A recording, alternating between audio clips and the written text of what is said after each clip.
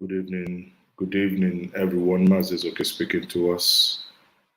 I hope you all can hear me clearly. For everyone who is here this evening, I did. I'm coming in late, more than what I did agree. I'm coming in later than I did agree to come in. I hope we are all doing well.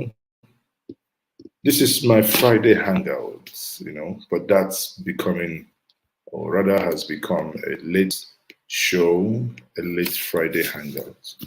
So where are we? Where are the people? Where is everyone? Go and tell the people that Maazi Ezeoke is now live. On that note, I will say thank you once more, everyone, for joining me. I hope you can hear me loud and clear. If you can hear me loud and clear, let me know where you are watching me from. It would be nice to know where you are watching me from. It would be nice to know where you are watching me from. Let me know who is watching me and where you are watching me from. I hope you can hear me loud and clear. So, people, this is it. This is it. Tomorrow, Maazi Ezeoke will be still everywhere. Now, this evening, what I want to talk to us about is part of what I started yesterday. But before we do, because it's Friday and because it's a hangout, sadly, the palm wine that I did order has finished before even the show. The palm wine is finished before the show even started. But we have a replacement. We can use something else. Let me allow that to happen. Have you guys heard the news that broke earlier today?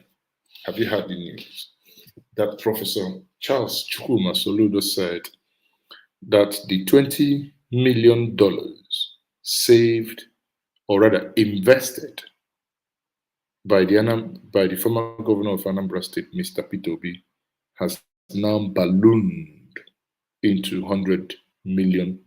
That's extra $80 million. While every other state in Nigeria is losing money, while every other state in Nigeria is, struggling to make any profit from any form of investment, here is a man who, in between the 2007 and 2014, saved a lot of money. When people argue that, oh, he saved the money, he should have invested it, I say, well, if you are that, do you just spend everything you have? Don't you have any form of strategic investment? Why do you have to buy a house? Why do you buy shares? Why do you buy stocks that you buy? Why don't you just, if you get 50,000 naira as your monthly salary, why don't you just blow everything away? Why do you keep some for rainy days? Why? Okay, so Emeka is watching from Canada. Obinna Chochu Ezama is watching from Manchester, United Kingdom, watching from Staten Island. I haven't been to this island. Where is this Staten Island, please? Can somebody put me through? Pretty is watching from Bedfordshire. Wow. Wow. As usual, I have all of you here. We will commence now, everyone. Fasten your seatbelt because today we are going to be doing the Friday Hangout. Because as you all know, the Nigerian economy is doing like this. It's doing like this. Our economy it's blinking. It's shaking. It's doing like this. It's doing like this. It's blinking, shaking. So even notice because of this strong man, General Buhari, is about to sink in at all. Now he's trying. So if not for this general man called Buhari, it's now about sinking. Do you agree with the honorable gentleman Kazaure? Has the economy not sunk, or is the economy about to sink? What do you think? What's your view? You know, this was many years ago. He was saying that the economy is doing like this, it's blinking, it's shaking, it's blinking, it's shaking. But now the economy is blinked, it's blank, and it's now totally kaput. Okay, so that's why when we see such news that there was a man who was once a governor of a state, invested money, and that I think that money, $20 million was um, invested in SAB Miller, the brewing company. You know, when I said the SAB Miller, our own, this is our own. Ah, that is well brewed, you know. So because it's Friday hangout, we are hanging out, and we are drinking something. So make sure you get something to drink too. Do you have something to drink? Water, palm wine, red wine, yellow wine, green wine, anything. As long as it's something drinkable, go grab something to drink because it's going to be an interesting day. Buhari, how is Nigeria faring? Let's ask Buhari. Buhari, Baba Buhari, Zuana, wetin e dey happen for The Nigeria? government Tell has us. failed to do its principal duty of protecting life or property of all beings inside its territory in Nigeria. And what happened, as I said, in Ekiti and Oshun, the number of military, police, other law enforcement agencies deployed to rig elections in favor of the ruling party, if those were effectively used in the northeast, the end of the insurgency could have been met. Now you have. So, if those police and army and Kwatoma, if they were very used, there will not be insurgency. As this time, the president was not a president. Now he is the president. Now he has no ideas. He has no ideas how to stop the stuff happening here. People, these people are funny. When I say funny, they are indeed funny. You know. Yes, Onyebuchi Akbara, thank you. I admire your Agbada wear. Think Agbada is it? Oh, Abada. Oh, sorry, pardon me. Abada wear. Papo bin on your dots. Okay. So people, we must bring more things to drink. So it's end of the month anyway, by the way. So it's time to pay tithe. Hmm. You know this SAB Miller people, where Anambra State invested their money. They know how to brew some things. And when they brew it brews very well. Now, everyone, we will continue to go as to, you know, the last time, yesterday, I was telling us, or rather, I did tell us that I was going to speak more about 2023, you know, and I know and I am very aware of that I do have brothers and sisters who think or who of the opinion, you know, they don't think, but they are of the opinion that the 2023 election should be boycotted. Of course, everyone has the right to think whatever they want to think and to pursue that which they think. But one thing I think no one has the right to do is to prevent others to think in their own way or to hold, you know, to hold there what they think will be the best thing to do in order to get from point A to point B. Having said that, I'm going to make this evening broadcast also a very short one. How is our Governor, Professor Soludo, performing so far? What do you think of his appointment so far? Well, I don't know. I'm not, I think Soludo's appointments are more, there were some more political, I'll put it this way. Okay, so the Soludo's appointments are more political in my view, but again, it doesn't matter. So far, Onitsha has been cleared of all the death that's been in Onitsha for over 4 years. The other day I was driving around Onitsha, and the other day, going, I will show us a video I took with when I went to Innocent's factory. You see that there are some slight improvement, but again, the work to be done is unbelievable. I'll give us an example. Today, there were some incidents in Anambra. Not many people even know about it. In Oga, in Aguata local government, there were incidents, and sadly, lives were lost in the afternoon. But I'll leave it at that. I don't want to say more about that. But obviously, um, you know, it's not easy to be here. Look at the time. It's exactly 10 minutes. Sorry, 11:32. 11:32. This is not NEPA you're looking at. It's not NEPA. It's something else. And which I'm an advocate of, because I tell people if you must live here, if you must have any semblance of sanity, if you don't want to go mad, entirely go mad by the noise of generators, by the what Charlie Boy told me this evening around 2 hours ago actually got me thinking. I was speaking to Odudubari about Charlie Boy, and he said to me, Maazi, the NEPA, this place is now dancing disco with our light. I hope you understand that, because they are now called the discos and gencos. He said they are now dancing discos with our light. And it's funny because if the light comes, or you see blink, it goes, blink, it goes, blink, it goes, blink, it goes, blink, it goes, blink, it goes. But here we are. Oh, Njenje, thank you very much. Stan Island is in New York State. Wow.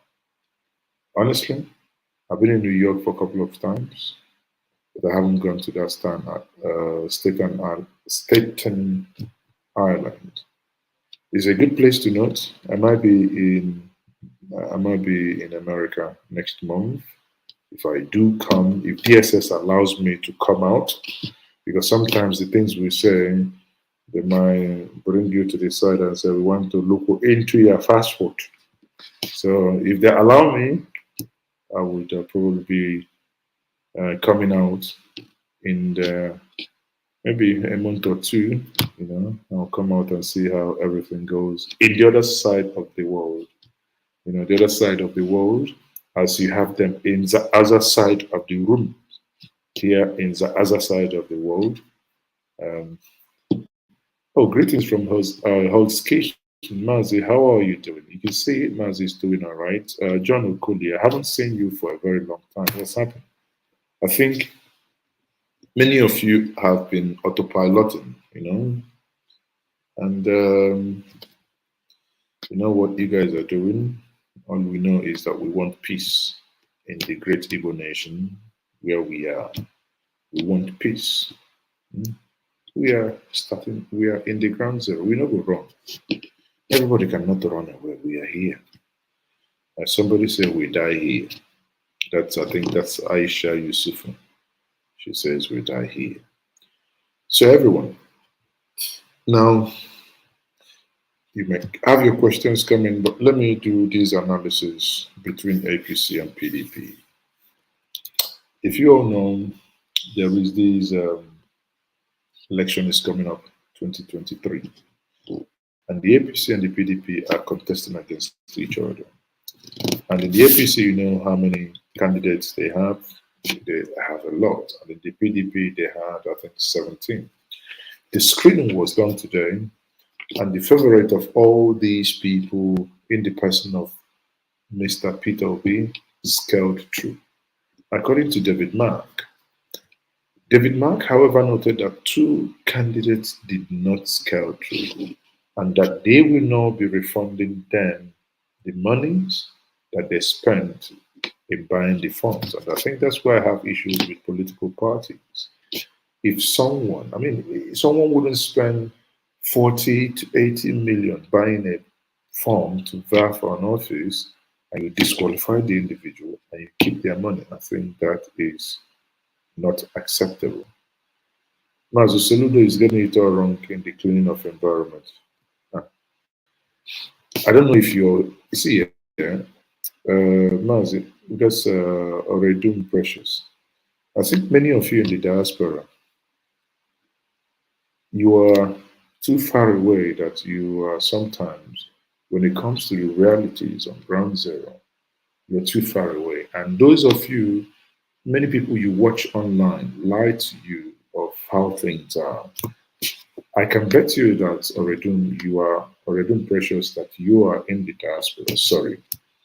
I don't know what you've been fed, but if a state, it's just like if you take Aba today, Aba has been in a mess. If you take the way Aba is today and you want to clean it up, for Christ's sake, you might not be able to clean it up in 1 year because Aba is a total mess. Now, in the last 6 weeks, Professor Charles Chukuma Soludo has tried whatever that is possible within human endeavor to do the much he can. Yet, you know, bear in mind he was left with only 200 million. 200 million naira. That 200 million cannot even pay a contractor to clear only Sakamori Gota. Sakamori Gota can't even clear it. Anyway, that's fine. Vin Maxwell says, good evening, Njenje. You are doing a great job watching from Accra, Ghana. We are in we are the autopiloters. Vin, if you're part of the autopiloters, I will say, please, you have joined the League of Aeroplane Drivers and you're driving down and destroying your fatherland. And I can tell you one thing, that majority of the autopiloters have never molded blocks. Majority of you have never built anything of note. And that's why it is very convenient for somebody to sit in the diaspora and be talking nonsense, telling people to destroy their own fatherland. Who does that? If you're angry with someone, you engage, you know, just like the eagle, you take the fight away from your hand, but not allow others and people to come destroy your homeland. That, for me, is a clear case of insanity and idiocy. Sorry, I do not have apology for the language used, because you cannot be destroying your place. You know, you cannot come in the middle of your sitting room and you poo-poo there like the poo-poo master and the woo-woo master. You know who I mean? The Shaolin Temple. Anyway, let's leave that. But I think a lot of engagement and communications with people, you know, is going on with people, and we do believe that at the appropriate time, some of us will begin to see that which an elder sits down to see, and the younger ones, especially those of you misguided in the diaspora, sitting in the Iroko tree, being still unable to even comprehend, not talk less of seeing. Okay? So, Maazi, from me, it's peace to him that is afar and him that is near. I just want to be alive and try. That is what I pray. Every dotted person. And I say to your prayer, he said, let there be peace in the land. And that's, you know, gunning for peace doesn't necessarily, you know, mean that one is a coward. No, one is not a coward, but no one takes the fight to his bedroom. Maxwell says, I'm a dual citizen and I am not happy with what is going on in my mother's land. We are the problem of ourselves. So, because, yes, I agree with you, Vin Maxwell. If anybody tells you that it's other people who are doing what is happening, I think you can comfortably tell that person that that is not true. Who, I don't know, before you accuse me of saying that I know those who are doing it, I do not know anyone, but I know that there is a tendency and the possibility that we all tie or wear the same hat and they tie the same head ties with our sisters and our mothers. In the great Igbo nation, we say, "Atwala ọmọlọmọ lọtara ofeke, ofenye isi n'ọfịa." Choose where you belong. Are you an ofeke? Or are you a person who is willing and ready to marvel? The choice is yours. Okay. I do think that Soludo underestimated the degree of damage that has been done to Anambra and Igbo land. I wishing. Yes, of course. I do agree with you, John Okulo, that it could be that he underestimated it, that he never saw that this level of mess is in the system. I do agree. However, what every right thinking person from the, from the eastern region must do is not to be cowed by the level of work to be done. We all should lend our, whatever we have in our own little ways to know that we restore things the way they ought to. No one is going to come and build our places for us. We have to, because that is our place. No one is more evil than the other. Okay? So, Oradun Precious. When I don't fire too much question, Oradun Precious. We could have a conversation. Our next hangout probably come up with a scorecard on these achievements after contributions and deliberations. Well, it is a thing we can also do to have scorecard. But again, before you have a scorecard, you must first of all have your design. And this design must not be anchored to a particular person. If you have a clear-cut benchmark of marking or scoring, you can say, okay, this is this, this is this, this is this. Then you have a clear-cut benchmark. But if you don't have that clear-cut benchmark, sorry, sadly, there is nothing and there is nowhere you will get to. Because if you do, it will be as if you're doing it because of a particular individual, and that's obviously it's going to backfire. So now let me tell us. Let's come back again and review the what I was saying the other time. Let's see how many people, within the parties, for instance.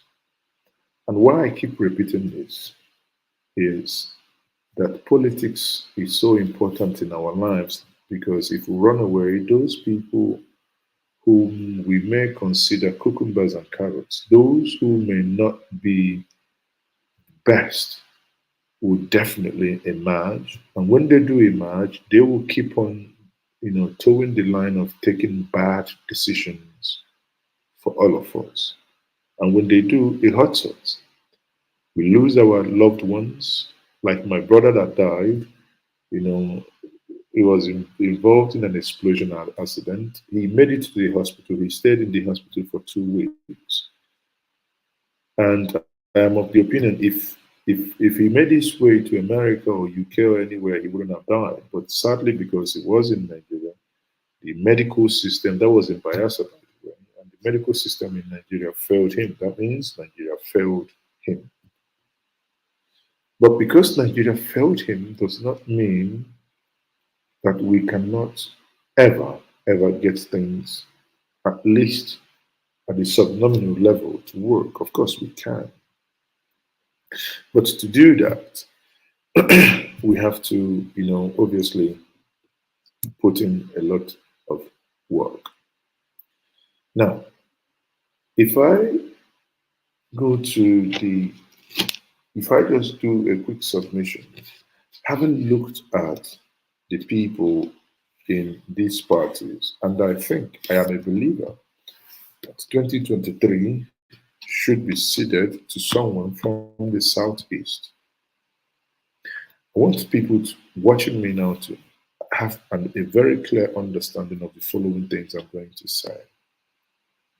By the way, if you're watching me for the first time and you're seeing my face, my name is Maazi Ezeoke, and this is Njenje Media TV. If you're not following us yet, please, I beg you, click on the like and follow button to follow us on our various social media handle, be it on YouTube, Facebook, Instagram, and Twitter. Please go ahead and do that. Now, not to take much of your time, what I want to then do is to look at these individuals and say, in these parties, whom do we have? I have seen, and I was involved in the GNC event that happened on Monday. That GNC event was where all the contestants from the Eastern region.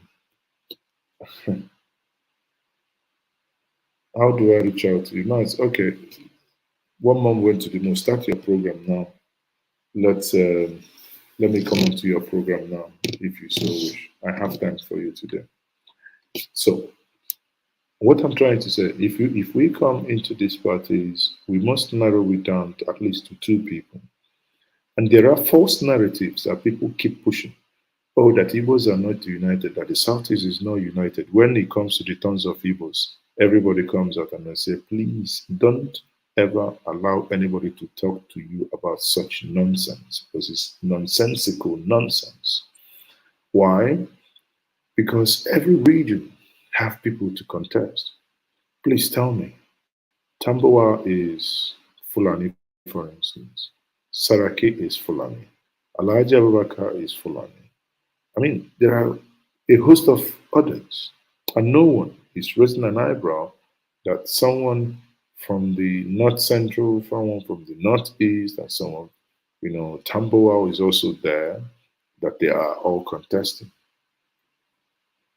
No one is raising an eyebrow that Dele Mamudu, who is, well, half Yoruba and half Edo, he's half caste, so to say, that he is contesting, and that Ahmed Bola Tinubu is contesting, that Fayemi is contesting, that Professor Yemi Osibanjo is contesting, and no one is raising an eyebrow. But when a pious Anyim Pius is contesting, when a P2B is contesting, everybody begins to shout that, oh, Igbos are everywhere. No one of the Igbos want to step down for the other. Why hasn't the PP master, the PM master, why hasn't he stepped down for Yemi Osibanjo? Why? Ask yourself that simple question. Why? Why hasn't he done that? Why hasn't, anyway, let me really not get into the nitty-gritties of that. But now, if I will stay at the top level, I will say that within the APC, I repeat again, I only see two candidates. And these candidates are Dave Umahi, the governor of Ebonyi State, a state that anytime I come into, I am blown away. In contest here, in contest, please do not quote me, oh, you have been to America, is Ebonyi like America? No, in context here, in the Nigerian context, the guy does a lot. The guy is doing a lot. So Dave on one side. On the other side, I have, I'm telling you my candidate, Emeka, Obonoyono, the former governor of Abia, that had Ebonyi in it as well. Having said that, these are two individuals that I think are serious within the party. Not Rotimi Amechi, or maybe he is actually, but not Rochas Okana Yochukwu Okorocha, no. Mr. Iberiberized Iberiberism. Not any other person, but men who have the capacity to build, because Nigeria should be turned into a construction site because we are lacking behind a lot. And if we are lagging behind a lot, that means we must be doing something in order to correct the abnormalities of the past. If you go to another party that is called the ADC, that party has Professor Kesilumo there, and I think he's a brilliant chap. I met him a couple of times. Very, very brilliant and very, very erudite.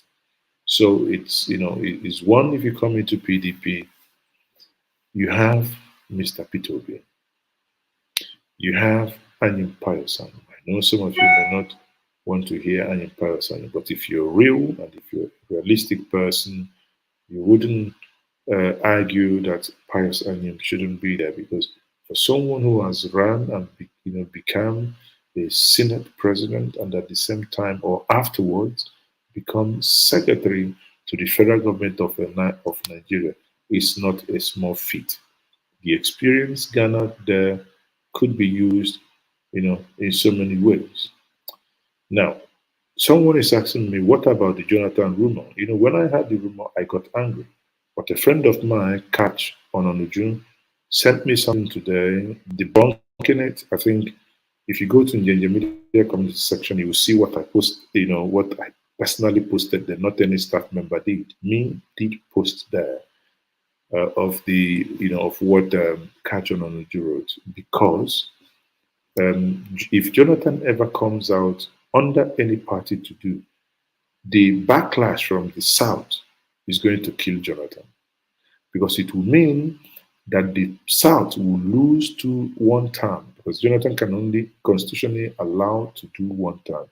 Means the South can only do one term, then it goes back to the North again, instead of returning in the South for 8 years. Secondly, that every other person, including people from the Southwest, Northwest, Northeast, calling the people of the Southeast names because they voted for Goodluck Jonathan in 2015 and stood by him. He would have destroyed, if he ever goes ahead, I'm just giving you analysis of what I think, if he ever goes ahead with anything that has to do with that election, he's not been fair, and we will meet him at the pool with Koboko so that he would Koboko and Dakmatashi. But, according to Catch on Holiday, he has debunked it. He said he is not going to do that. But again, politicians, they tell you A, they can go and do B. So, Oradun, I think, I think this election of Jonathan is nothing but a fluke. I don't know. That's according to Catch on Holiday. But again, I trust no one these days. Let's see how things is going to pan out. That is all I'm going to say. Jonathan should go and sit down. Now, in PDP, in ADC has said, Professor Chris Moral, in PDP has said, Mr. P2B, and obviously you cannot discountenance Anyim. In APGA, we have one man, I can't even remember his name, the man that wears red cap. He wants to contest the presidency under APGA. Even if you come to the governorship, you have Abaribe running in Abia. Abaribe is running in Abia, yes. Even when the zone is kind of zoned in out, but he's still hoping to get it there. So I just want to complete that analysis there. If Nigeria is a country where merit prevails, it will be P2B is the real candidate for Nigeria. Nigeria needs someone to turn the economy around. I think maybe also we should also begin to manage our expectations, because we might, if you propel P2B so much and the expectations are not met eventually, I see no reason why the expectations wouldn't be met anyway. But in the case that it's not math, so that you do not kind of feel disappointed so much. So, people, are you having something to bring? This is once more in the media TV. This is a late night show, and there is something, anyway, I'll talk about that a different day. Well, it says Jonathan, Femi Famina said Jonathan is not qualified to run, but Mike Ezeoke also came out today to say that he's qualified. You see, this is the type of thing I'd like. It is intellectual paraboism. I rather engage in this intellectual paraboism or thank you very much, Oradun. That is the Justice Peter Umadi for APCA. So I'd rather engage in such paraboism intellectually as to waste life or get people killed because you do not agree with them. Doesn't make sense. Do you think that the activities of the do you think that the activities of the Southeast freedom fighters is affecting our people mentally, economically, and most importantly politically? Do you think they have burnt the bridge that should have? I think your question is in two. It has two parts here. One, recall that before Jonathan became the president in 2010, or even before he was in the joint ticket with Umar Musa Yar'Adua, the militancy was at its peak. Yet, even in 2010, the militancy was still very hard. It did not deny the Jonathan an emergence. Recall that in 2014, 2015, that in 2014, 2015, also recall that Buhari's region was in total chaos. And even that Boko Haram offered that Buhari should be the one to negotiate on their behalf. Yet, there was no bridge to be burned. And Nigerians elected Buhari, not his ethnic region. Therefore, if it comes to the time that someone from the Southeast will become the president of Nigeria, let that be on the competence and merit. Not because everyone in a region must never agree.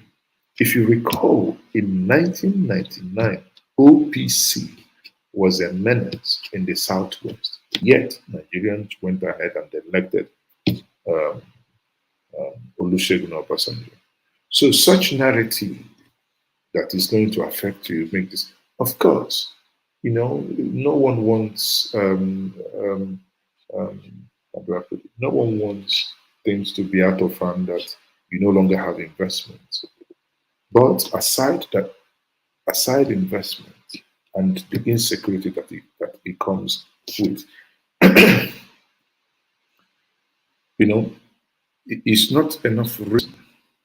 By the way, Atiku that is contesting, for instance, is Atiku not from the Northeast? Is Atiku not from the Adamawa? Is Atiku not part of the old Congoland where you had the Matasini in 83? Is Atiku not from the Northeast where you have Boko Haram ravaging the region? Is anyone blackmailing him saying because he's from a region that is being ravaged by Boko Haram, he should go first of all and settle the Boko Haram issue before he becomes the president of Nigeria? So why is it that when it comes to the turn of Southeast, you begin to hear every manner of rubbish and nonsense? Part of the thing I do here is to basically look at these issues dispassionately and debunk them, because for me, these are cliches. We should not ever allow them to stick. Why must we? Why must we allow them to stick?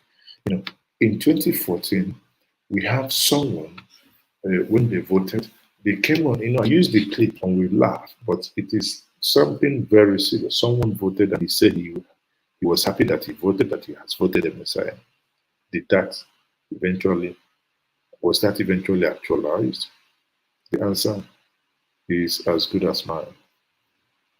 Vim says, if Maazi Ezeoke emerges as the president of Nigeria, will the constitution be a hindrance for him? Um, my honest take on this, Vin, the Nigerian constitution has some element of inhibition, but Nigerian constitution does not and will not allow someone with gray matters in between his scalds to make the most effective use of whatever is in that constitution. I will explain. Every single person complains about exclusive list. We can't build rail. You just like you listen to governor. Just imagine that the governor in Abia State will tell you, "Oh, exclusive list is hurting us. We cannot build rail." You ask the individual, the one that is in the concurrent list, the road that is in the one that you have been given, why haven't you fixed it? Is it the federal government and the constitution that is asking you not to fix Aba? Is it the constitution and the 1999 constitution that made Obiano not to clean up Onitsha? Is it the 1999 constitution that prevented Anambra State government in 8 years not to clean Sakamori Gota in Oboko? There are some, of course, encumbrances. There are some things that could hinder. But again, it is a lame duck excuse, in my view. Honestly speaking, I'm saying what I think. It is a lame duck excuse to now think, oh, yes, because of this, it's not going to work. A clear-cut example is the same constitution, 1999 constitution, was operated by governors. Did these stop governors to save money? No. Why did others not invest and save money for the future generation? Why did Peter Obi do? Because in one of my conversations with him, and eventually he said this online, is that when he was actually making this investment and savings, the state assemblies weren't aware, because if they knew, in their gluttonous nature, they would say, okay, bring this money, make we share. That is a very, very, very, sad thing happening to us.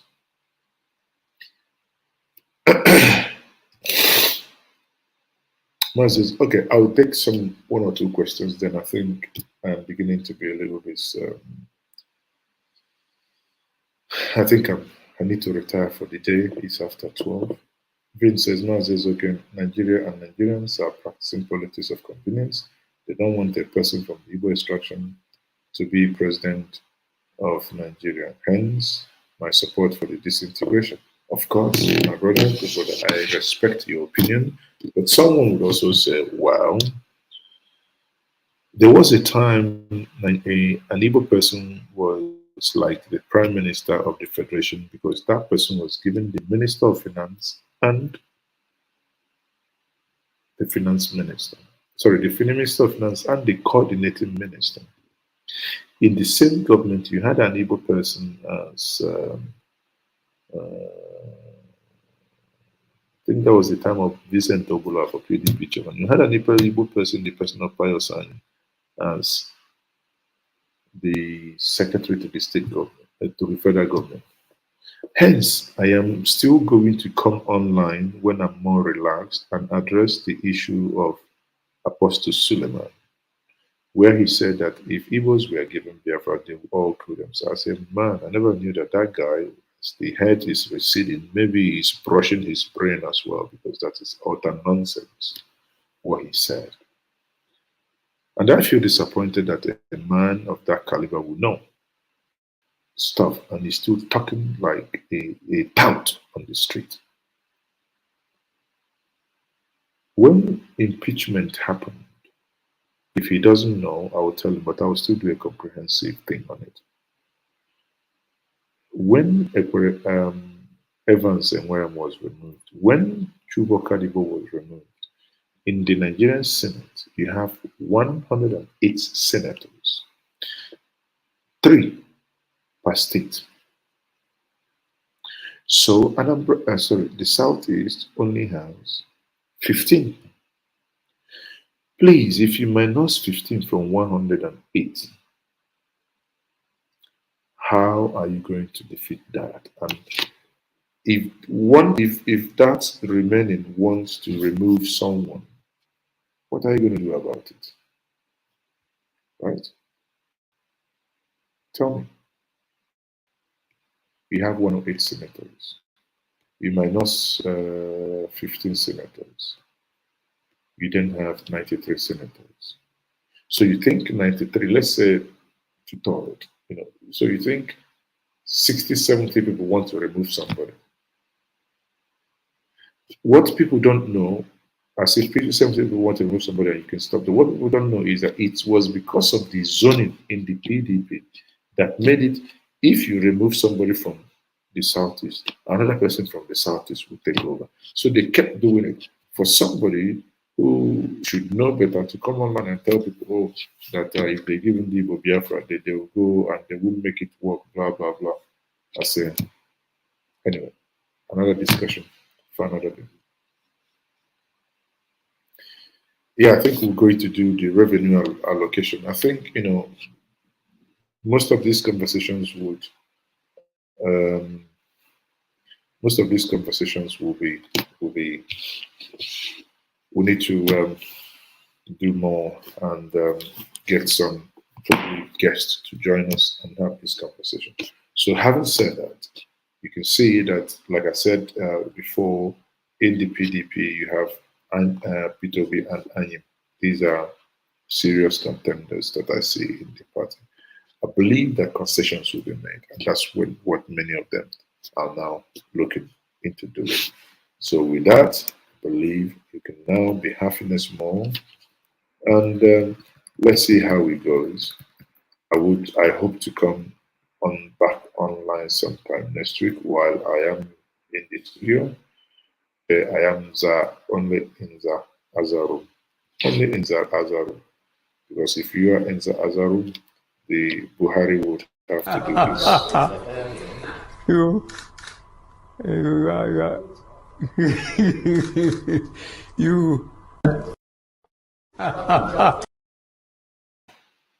I only assure you that it's a hangout, and I assure you that we can bring. I assure you that our government. But I assure you. I assure you. I want to assure you. I assure you. So the president is assuring us that come 2023, things might be different. He's assuring us, but we never knew that when he was talking about top to bottom, that we are going to be at the bottom. APC from top to bottom. Top to bottom. Top to bottom. So you see, that's one thing we never learned. We never learned anything. We were saying top to bottom. We didn't know. But now we know that we are spiritually wise. People, thank you very much for being part of this. I'm going to the ending so that I can go and stretch myself and lie down. And I hope to see all of us next week. Once more, my name is still Maazi Ezeoke. Be blessed. Thank you and good night.